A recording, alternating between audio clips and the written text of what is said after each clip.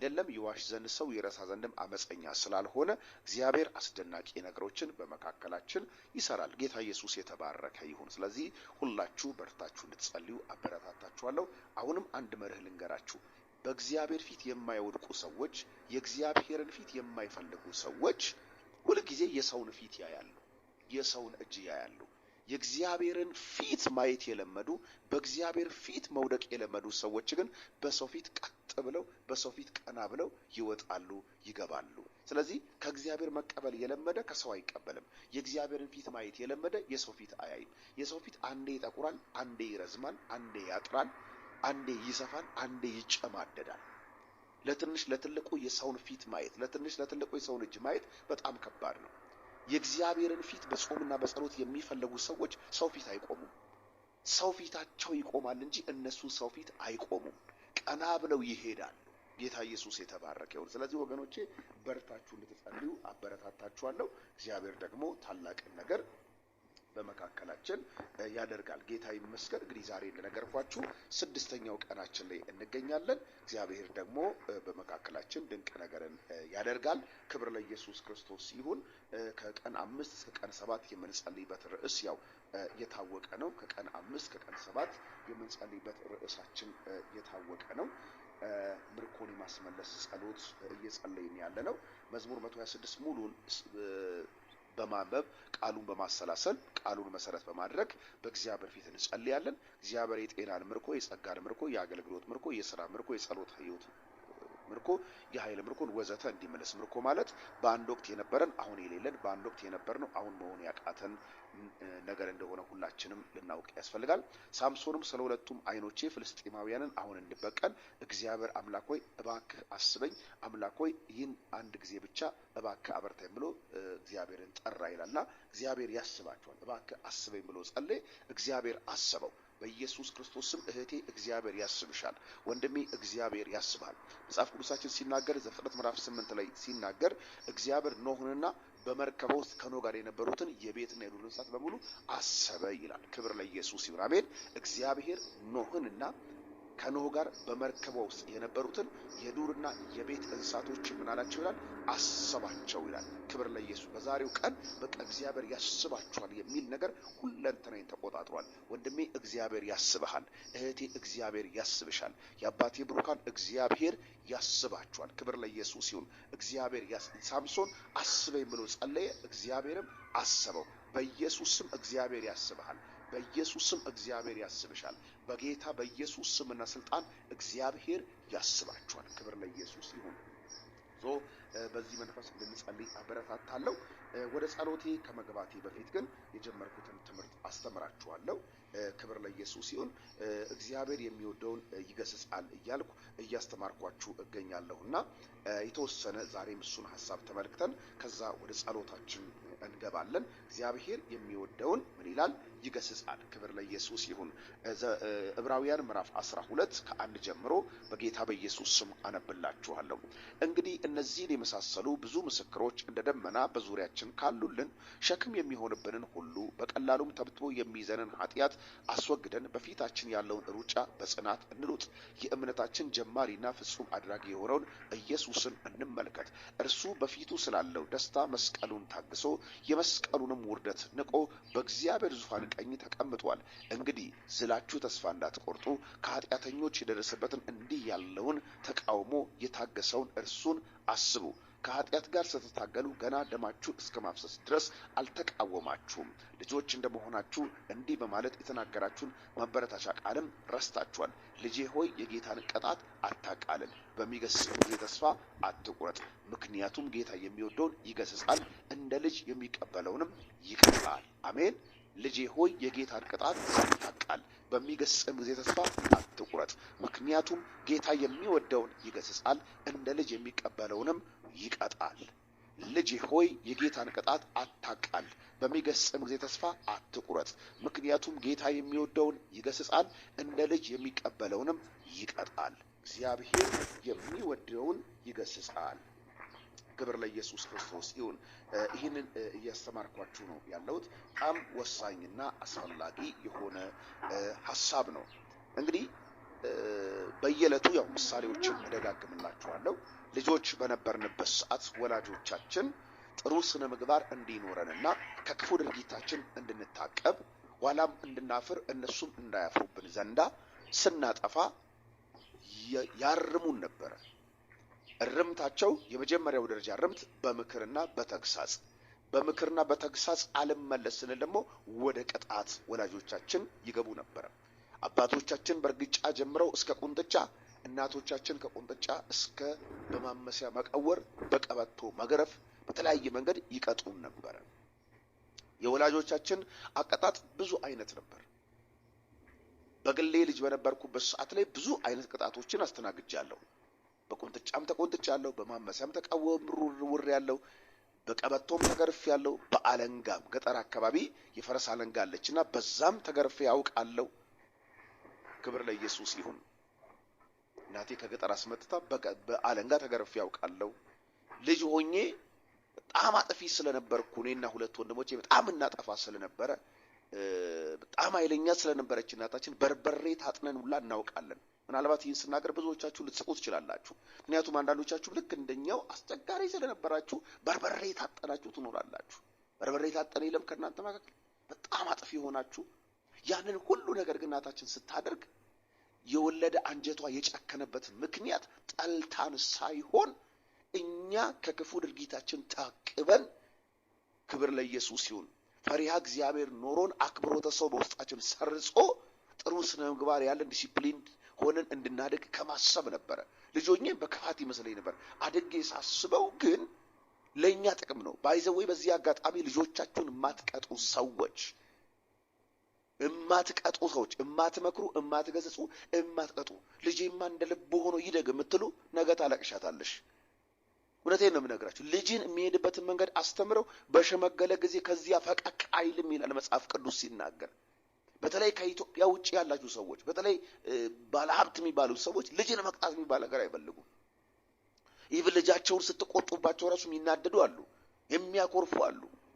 ቅጡ ልጆቻችሁ፣ ስነ ስርዓት አስይዙ። ባይዘወይ አንዳንድ ቤት ሲሄድ እኔ አፍሬ ያውቃለሁ። አንዳንድ ቤት ያሉ ልጆች በጣም ነው እንትን የሚሉት። እደነግጣለሁ። እንዴት ሆኖ ቢያሳድጓቸው ነው እላለሁ። እና ልጆች ሆነን የሚገርማችሁ ነገር እኛ ቤት እንግዳ ሲመጣ ማንም ሳሎን ዝር አይልም። ሄደን በሁለት እጃችን ጎንበስ ብለን ጨብጠን የሚስሙንም ከሆነ ተስመን የምንስምም ከሆነ ስመን ወደ ክፍላችን ነው የምንገባው። የሚላላክ ብቻ አንድ ልጅ ይቀመጣል። ሂድ ይሄን አምጣ ያመጣል፣ ይሄን መልስ ይመልሳል። እንግዳ እየበላ ኢቭን ናላጉርስ ብሎት ቢጎርስ ራሱ ማታ የሚቀምሰውን ዱላ ስለሚያውቅ በፍጹም። ምክንያቱም ስናድግ ምን ተብለናል? እንግዳ ሲመጣ በሁለት እጅ ጨብጡ፣ ከዛ በኋላ ተሳሙ ከሆነ ተሳሙ፣ ወደ ክፍላችሁ ግቡ። እንግዳ ምግብ ሲበላ አብራችሁ እንዳትቀመጡ፣ ላጉርስ ቢልም እንዳትጎርሱ። በቃ መዓት አይነት ምክር ልጆቹን ያናደን ነበር። ግን ሳስበው በጣም ጠቅሞናል። ራሳችንን እንድንገዛ ዲሲፕሊን እንድንሆን አድርጎናል። የሚገርማችሁ ነገር አጥፍተን እናታችን አባት ብቻ ሳይሆን ጎረቤትም ይገርፈን ነበርኛ። የሰፈር ሰው የሚቆነጥጠን ነበር። አንድም ቀን ግን እናታችን የሰፈር ሰው ልጄን ለምን ተናገራችሁ፣ ልጆቼን ለምን ቆንጠጥ ብላ ሄዳ ጠይቅ አታውቅም። ድሮ ልጆች የሁሉ የሰፈር ሰው ናቸው። በቃ የሰፈር ሰው ያም ይልካል፣ ትላካለ። የሆነ ሰው ትልቅ ሰው ልኮን እምቢ አልን ማለት ማዘር ሰማች ማለት አለቀልን። ተነግሮን ትልቅ ሰው አንተ ብለም ሰላም እንዳትሉ እርሶ ብላችሁ ሰላም በሉ፣ አግዙ ዕቃ። ኢየሱስ ጌታ ነው። አሁንሳ በጣም ብዙዎቻችሁ ኖርማሊ ያው ስለ ልጆች በምንጸልይበት ሰዓት ላይ ብዙ ነገሮችን እንማራለን። አንዱ ጸሎታችን በዚህ 40 ቀን ጾም ጸሎት የልጆች ጸሎት የሚላል አይ ቲንክ 20 ምናምንኛው ኦር 30 ምናምንኛው ቀን አካባቢ ገደማ አለን። አሁንሳ ልጃቸውን ስትቆጡባቸው እኮ አንዳንዶቹ እኮ ያፈጣሉ እኮ ልጄንማ አትናገረውም ይላሉ። አንቺ ካልተናገርሽው ቀላል እናገርልሻለሁ እንዴ ነኝ? ኢየሱስ ጌታ ነው። ልጄንማ አትቆን አንቺ ካልመዘለግሽው እመዘልግልሽ። ክብር ለኢየሱስ ይሁን። አዎ ስርዓት መያዝ ስላለበት ማለት ነው። እና እኔስ ወደ ጉዳዩ ስመጣ በጣም አጥቢ ስለነበር በርበሬ እስከ መታጠን ደረጃ አውቃለሁ። ክብር ለኢየሱስ ይሁን። ታስሬ ሌሊቱን ግማሽ ሌሊት ግድግዳ ተደግፌ እንድቆም ተደረገ ማውቃለሁ። ምናልባት ቅጣቱ ከብዶት ከክፉ ድርጊቱ ይታቀባል ተብሎ ግን ያው አጋንንት አደንዞኝ ስለነበረ ብዙ አይገባኝም ያኔ። ግን ዛሬ ሳስበው ኢየሱስ ጌታ ነው። የሆነ ነገር ግን ውስጤ ጥሎ አልፏል። እና ያ ሁሉ ሲሆን ወላጆቻችን ከመጥላት ሳይሆን ከክፉ ድርጊታችን ታቅበን ስርዓት እንዲኖረን ነው። እና አባት የሚወደው ልጅ ይገስጻል፣ ደግሞም ይቀጣል።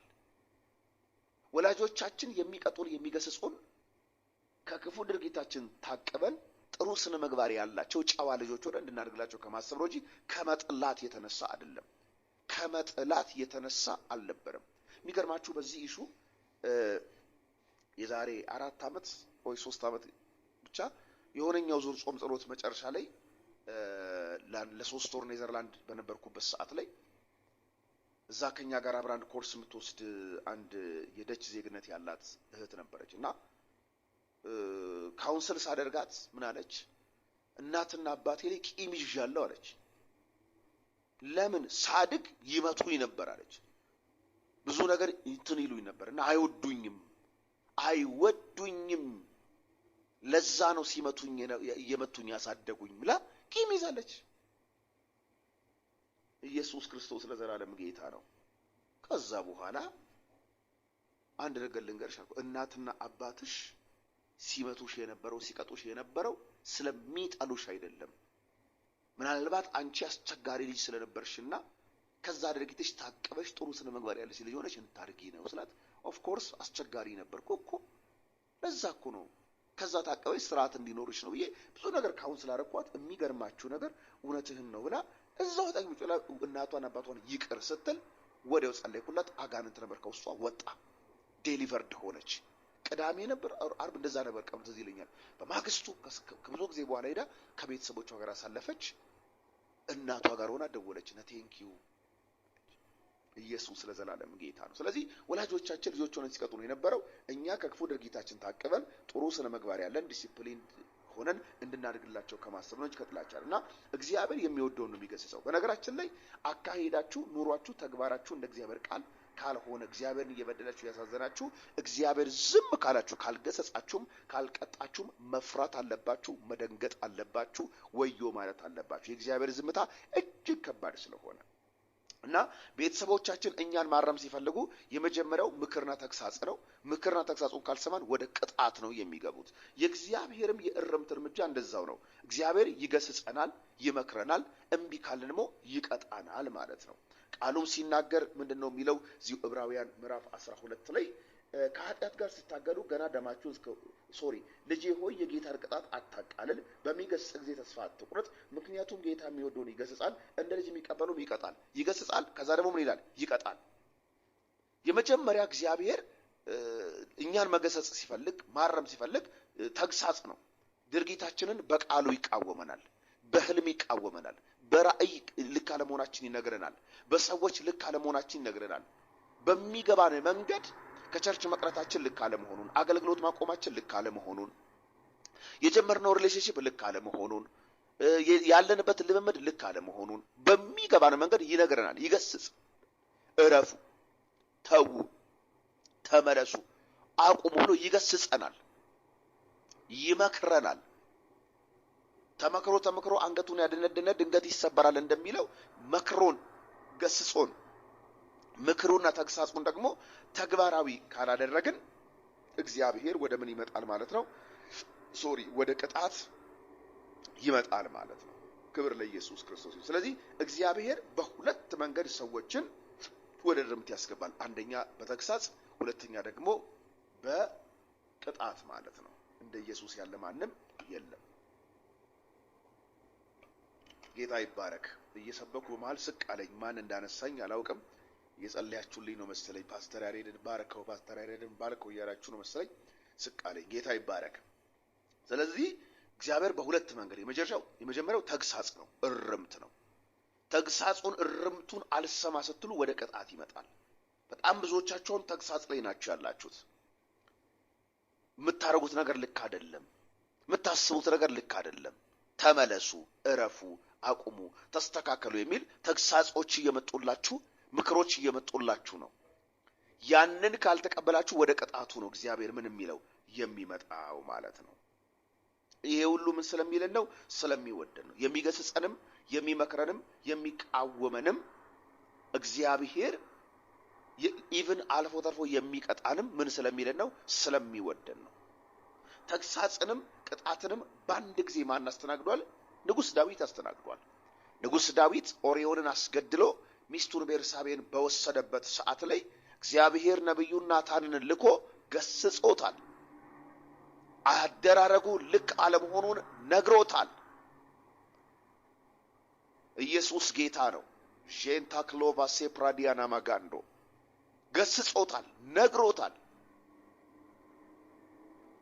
መጨረሻ ላይ ግን እግዚአብሔር ዳዊትን ቀጥቶታልም። ከቤርሳቤ የወለደው ልጅ እስኪሞትበት የገዛ ልጁ አቢሴሎም ተነስቶ እስኪያምጽበት በቃ የንጉሥ ዳዊትን ሕይወት ባይዘዌ በጣም የበጠበጠበት ነገር ንጉሥ ዳዊትን እጅግ ዋጋ ያስከፈለው ነገር የኦርዮን መሞትና የቤርሳቤህን በግፍ ከሱ ላይ መንጠቁ ነው። ዳዊት በጣም ባይዘዌ ከባባድ ፈተናዎችን ያለፈው ቀጣው እግዚአብሔር በአደባባይ ቀጣው፣ ህዝብ እያየ ቀጣው። እና አደራረጋችን፣ መውጣት መግባታችን፣ ንግግራችን፣ ተግባራችን ሁሉ ነገር ልክ ካልሆነ እግዚአብሔር ሲገስጸን፣ እግዚአብሔር ሲመክረን አልሰማ ካልን ይቀጣናል። አንዳንዱ በበሽታ ሊቀጣ ይችላል። አንዳንዱ ስራ በማጣትም ሊቀጣ ይችላል። አንዳንዱ በችግርም ሊቀጣ ይችላል። አንዳንዱ ከአቅሙ በላይ ዋጋ በመክፈል ሊቀጣ ይችላል። አንዳንድ ሰዎች እንደው ምን ይላሉ? በጣም ከባድ መከራ ሲያልፉ፣ ከባድ ችግር ሲያልፉ ይበለኝ የእጄን ያገኘሁት ይላሉ። ዩሲ they know it ያውቁታል። ይበለኝ የእጄን ያገኘሁት ይላሉ። ቅጣት አለው። ከእግዚአብሔር ፍቃድ መውጣት፣ ከእግዚአብሔር ሐሳብ መውጣት፣ ከእግዚአብሔር ፕሮግራም መውጣት፣ ከእግዚአብሔር ዕቅድ መውጣት፣ አገልግሎትን መተው፣ ቸርች መምጣትን መተው፣ ሰውን መበደል፣ ቤተ ክርስቲያንን መበደል፣ እግዚአብሔርን መበደል፣ በገዛ ስጋችን ላይ ክፉ ነገርን መፈጸም ይገስጸንና ይመክረንና በመዝሙር ገስጾን፣ በስብከት ገስጾን፣ በጸሎት ገስጾን፣ በትምህርት ገስጾን፣ በህልም ገስጾን፣ በራእይ ገስጾን፣ በሌሎች አገልጋዮች ውስጥ አልፎ ገስጾን፣ በሚገባ መንገድ መክሮን ገስጾን አልመለስ ስንለው እግዚአብሔር ወደ ቅጣት ይሄዳል፣ ወደ ቁንጥጫው ይሄዳል። ልጆቻችሁን የሆነ ነገር ሲያጠፋ ተው ብያለሁ ትላላችሁ። በተው ካቆመ ዝም ትላላችሁ። በተው ካላቆመ ግን ትቀውሩትና ታስታውታላችሁ። እግዚአብሔር ቋ ያርጎ ያስቆማል። ዛሬ ሰሚ ጆሮ ያለው ቢኖር ይስማ። እስክትቀወር ለምን ትጠብቃለህ? እስክትቀወሪ ለምን ትጠብቂያለሽ? በበሽታ እስክትቀወሩ፣ በድህነት እስክትቀወሩ ለምን ትጠብቃላችሁ? በመዋረድ እስክትቀወሩ ለምን ትጠብቃላችሁ? በዲፖርቴሽን እስክትቀወሩ ለምን ትጠብቃላችሁ? በዘራፊ እስክትቀወሩ ለምን ትጠብቃላችሁ? ብራቱ ካኒያ ማሃዶስ የፕሬቬንታ ለምን ትጠብቃላችሁ? ኢየሱስ ያድናል። ሞገስ በማጣት እስክትቀወሩ ለምን ትጠብቃላችሁ? ዛሬ በጌታ በኢየሱስ ስም እግዚአብሔር ይመልስህ። አሜን። በጌታ በኢየሱስ ስም እግዚአብሔር ይመልስሽ። በጌታ በኢየሱስ ስም እግዚአብሔር ይመልሰን። በጌታ በኢየሱስ ስምና ስልጣን እግዚአብሔር እኔንም ይመልስ፣ አንተንም ይመልስ፣ አንቺንም ይመልስ፣ ሁላችንም እግዚአብሔር ይመልሰን። አዎ ኢየሱስ ጌታ ነው። ትንቢተ ኤርምያስ ምዕራፍ 31 ከቁጥር 15 ጀምሮ እንዲህ ይላል። ትንቢተ ኤርምያስ 31 ከ18 ጀምሮ የኤፍሬምን የሲቃን ጉርጉሮ በርግጥ ሰምቻለሁ። እንዳልተገራ ወይፈን ቀጣኸኝ፣ እኔም ተቀጣው። ቀጣኸኝ፣ እኔም ተቀጣው። እግዚአብሔር ኤፍሬምን ቀጣው። አንተ እግዚአብሔር አምላኬ ነህና መልሰኝ፣ እኔም እመለሳለሁ። እግዚአብሔር ኤፍሬምን የቀጣው ከመሬት ተነስቷል። ኤፍሬም ስቶ ስለነበረ ነው። ከቃሉ ስቶ፣ ከመንፈሱ ስቶ ስለነበር ነው። ኤፍሬም ቸርችን እየበደለ፣ ጌታን እየበደለ፣ ሰዎችን እየበደለ፣ ራሱንም እየበደለ ስለነበር እግዚአብሔር ምን አለው? ቀጣው። ብዙ ጊዜ ተቃውሞት ነበር፣ ነግሮት ነበር፣ ተነግሮት አልሰማ ሲለው ቀጣው። ስትመከሩ እምቢ፣ ልብ ያደነደናችሁ፣ ቃል ሲመጣ ልብ ያደነደናችሁ፣ ህልም እያያችሁ ልብ ያደነደናችሁ ትቀጣላችሁ። አንተ እግዚአብሔር አምላኬ ነህና መልሰኝ፣ እኔም እመለሳለሁ። ካንተ ከራቅኩ በኋላ ተመልሼ የተጸጸትኩ፣ ባስተዋልኩም ጊዜ ጭኔን መታው፣ የወጣትነት ውርደቴን ተሸክሜያለሁና አፈርኩ ቀለልኩ። ኤፍሬም የምወደው ደስ የምሰኝበትም ልጅ አይደለምን? ብዙ ጊዜ ተቃውሜው ብናገርም መልሼ ስለርሱ አስባለሁ። አንጀቴ ይላወሳል፣ በታላቅ ርኅራኄ እራራለታለሁ ይላል እግዚአብሔር። ጌታ የተባረከ ይሁን። በጣም የሚደንቀኝ ቃል ነው። በጣም የሚደንቀኝ ቃል ነው። ክብር ለኢየሱስ ይሁን። ኤፍሬም የስቃይ አንጉርጉሮ አንጎራጎረ። ምን አለ? እንዳልተገራ ወይፈን ቀጣኸኝ፣ እኔም ተቀጣሁ አለ። እግዚአብሔር ደግሞ ምን ብሎ ነበር? ኤፍሬምን ብዙ ጊዜ ተቃውሜ ብናገረውም መልሼ ደግሞ አዝለታለሁ። ተነግሮት ነበረ። አደራረግህ ልክ አይደለም፣ ኑሮህ ልክ አይደለም፣ ተግባርህ ልክ አይደለም፣ መንገድህ እንደ መንገዱ አይደለም፣ ሐሳብህ እንደ ሐሳቡ አይደለም። ሰማያት ከምድር እንደሚርቅ መንገድህ ከመንገዱ፣ ሐሳብህ ከሐሳቡ የራቀ ነው። ኤፍሬም ንስሐ ግባ፣ ኤፍሬም ተመለስ፣ ኤፍሬም ተስተካከል፣ ኤፍሬም ተው ተብሎ ተነግሮት ነበር። አልሰማ ሲል እግዚአብሔር ቀጣው። የዛ ሰዓት እያንጎራጎረ እያለቀሰ ኤፍሬም የሲቃ አንጉርጉሮ ይላል። እያንጎራጎረ እያለቀሰ እንዳልተገራ ወይፈን ቀጣኸኝ፣ እኔም ተቀጣሁ አለ። ምከረው እምቢ ካለ ምን ይምከረው? መከራ ይምከረው ይላል የአበው ተረት። ምከረው እምቢ ካለ ምን ይምከረው? መከራ ይምከረው። አባ መከራ እስኪ መክር ለምን ትጠብቃለህ? ችግር እስኪ መክር ለምን ትጠብቃለህ? ማጣት እስኪ መክር ለምን ትጠብቃለህ? ውድቀት እስኪ መክርህ ለምን ትጠብቃለህ? ዣላ ዲያና ሞሴ ካፑላ ዲያና ማጋንዶ በሽታ እስኪ መክራችሁ ለምን ትጠብቃላችሁ? ሞገስ ማጣት እስኪ መክረን ለምን እንጠብቃለን? እንዴ ቤተሰብ ሲመክረን ለምን አንመከርም? ጓደኞቻችን ሲመክሩ ለምን አንመከርም? የእግዚአብሔር ቃል ሲመክረን ለምን አንመከርም? ይሄ ነገርህ ልክ አይደለም ተው፣ ይሄ ነገርሽ ልክ አይደለም ተይ፣ ይሄንን አርጊ ያንን አርጊ ስትል ለምንድን ነው የማትመከሩት? ሐሜት አይጠቅምሽም፣ ወሬ አይጠቅምሽም፣ ቅናት አይጠቅምሽም፣ ምቀኝነት አይጠቅምሽም፣ ኔጌቲቭ ቲንከርነት ኔጌቲቭ አሳሰብ አይጠቅምሽም። ተይ ሲባይ ለምንድን ነው የማትመከሪው? ተመክረሽ አልመከር ካልሽ መከራ ይመክርሻል። ዓለማዊነት አይጠቅምም፣ የሥጋ ሥራ አይጠቅምም፣ ዘረኝነት አይጠቅምም፣ ጥላቻ አይጠቅምም፣ አድበኝነት አይጠቅምም፣ የኃጢአት ልምምድ አይጠቅምም። ተው ሲባል ለምን አትመከሩም? ተመክራችሁ እምቢ ካላችሁ መከራ ድብን አድርጎ ይመክራችኋል። ስለዚህ መስተካከል አስፈላጊ ነገር ነው። እንዳልተገራ ወይፈን ቀጣኸኝ፣ እኔም ተቀጣሁ አለ። ገረፍከኝ፣ ተገረፍኩ። ስለዚህ ወገኖቼ እግዚአብሔር ይገስጸንና ይመክረንና ተግሳጹን ምክሩን ካልሰማን እንዲገባን ቅጣቱ ይጀምራል ማለት ነው። እና በጣም ብዙ ሰው አሁን እየተቀጣም ያለ ሰው አለ። በጣም ብዙ ሰው እየተመከረ እየተገሰጸ ነው። ብዙ ሰው ደግሞ ምክርና ተግሳጽ አልሰማ ስላለ ቅጣት ውስጥ ያላለ። ከከፍታ ስትወርድ እኮ ቅጣት እኮ ነው።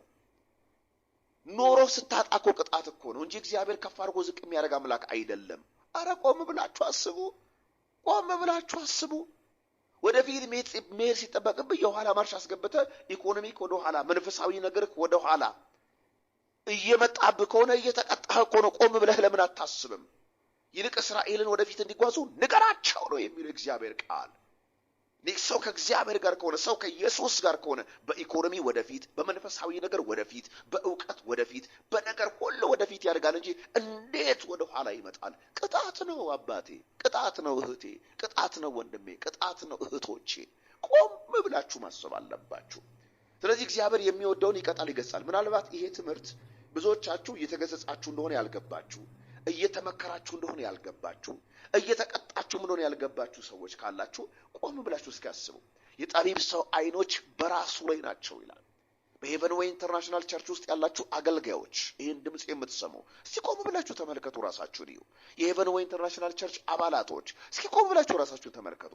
አዲስ አበባ ውስጥ ያላችሁ፣ ከአዲስ አበባ ውጭ ያላችሁ የሄቨን ዌይ ኢንተርናሽናል ቸርች አባላቶች፣ ፓርትነሮች እስቲ ቆም ብላችሁ ተመልከቱ። ይሄን ትምህርት የምትሰሙ በተለያየ ዓለም ክፍል ያላችሁ እህቶች፣ ወንድሞች እስቲ ቆም ብላችሁ ራሳችሁን ተመልከቱ። እየተመከራችሁ እኮ ሊሆን ይችላል፣ እየተገሰጻችሁ ሊሆን ይችላል። ባይዘው ካልገባችሁ በጣም አስቸጋሪ ነው። አንድ ጊዜ አገልግሎት ጀምሬ 2001 ዓመተ ምህረት ላይ ድንገት አንድ ነገር አስተዋልኩኝ። በጣም በብዙ ችግር ውስጥ አልፍ ነበር፣ በብዙ መከራ ውስጥ አልፍ ነበር።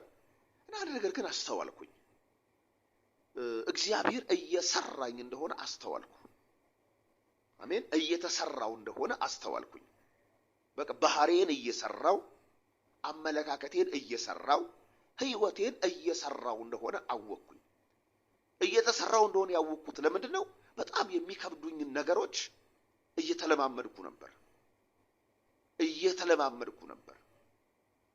ክብር ለኢየሱስ ይሁን። ለምሳሌ በቃ በስጋ የሚከብዱኝ ነገሮች እግዚአብሔር እያለማመደኝ ነበር። ለምሳሌ ሲሰድቡኝ መልስ አለመስጠት። በፊት ሲሰድቡኝ አልችልም፣ መልሼ እሳደባለሁ፣ አሊያም ድብድብ ውስጥ ልገባ እችላለሁ ድሮ እና በዛ ማንነት ወደ አገልግሎቱ ስለማይገባ እና እያስለመደኝ ስለነበር ትንሽ የምለው ሰው ሙልጭ አድርጎ ይሰድበኛል፣ ይተናነቀኛል። እንዳልሰድበው ክርስትናው ይዘኛል፣ አገልጋዩ ሆኛለሁ እና ምን ላድርግላለሁ? በቃ ችግር። ኢየሱስ ጌታ ነው። አንዲት ነገር ኖራኝ እሷን የሚፈልግ ሰው ይመጣብኛል። አንዲት ነገር ከሆነች ያለችኝ እሷን የሚፈልግ ሰው ይመጣብኛል። እግዚአብሔር ማካፈልን ደግሞ ሲያስተምረኝ ማለት ነው። ትዕግስትን ሲያለማምደኝ፣ መቻልን ሲያለማምደኝ እንደዚህ ያደርገኝ ነበር። በቃ ትንሽ ሰው ይነሳብኛል። ከዛስ ያለኝን ማካፈል ደግሞ ሲያለማምደኝ አንዲት ነገር ጥቂት ነገር ኖራኝ እሷኑ በቃ የሚፈልግ ሰው ይመጣብኛል። እየተፈተኑ ከሰጋ እየታገሉ በጣም በተቸገርኩበት ሰዓት ላይ በጣም ገንዘብ በሚያስፈልግ ሰዓት ላይ በቃ የሰው ገንዘብ እኔ ጋር ሰው ይቀመጥ ይለኛል፣ ወይ ደግሞ የወደቀውን ነገር አገኛለሁ። በቃ ስጋዬ በቃ ችግር ውስጥ ነው ውሰደው ይላል። ደግሞ ታገላለሁ፣ እመልሳለሁ። ምንድነው እንዲህ ነገር የሚደራረብብኝ ስል አንድ ነገር አስተዋልኩኝ። እየተሰራው ነው አልኩ። በጣም በተቸገርኩበት ሰዓት ላይ ሰው ብርጄ ላይ የሚገባው፣ በተቸገርኩበት ሰዓት ላይ የወደቀ ነገር ምናምን የማገኘው ታማኝነቴ እያስተማረኝ ነበር። የወደቀውንም እመልሳለሁ፣ የሰጡኝንም እንኩላለሁ። ቸግሮኛል ቢሰው ነገር አልነካም። ጥቂቷን ነገር ከኔ የሚፈልጉትን እያመመኝ አካፍላለሁ፣ ሰጣለሁ። አንዳንዴ ኢየሱስ ጌታ ነው። ሲሰድቡኝም ሲቃወሙኝም ጸጥ እላለሁ። ውስጤ ማሽን ላይ ያረረ ይስቃል። ውርር እያልኩኝ ስቃለሁ፣ ጸጥ እላለሁ በቃ። ከዛ እየተሰራው እንደሆነ ሲገባኝ አባት ሆይ ቶሎ ማለቅ እፈልጋለሁና ጸጋህን አብዛልኝ አልኩ። አሜን። ቶሎ ማለቅ እፈልጋለሁ፣ ጸጋህን አብዛልኝ። ክብር ለኢየሱስ ይሁን።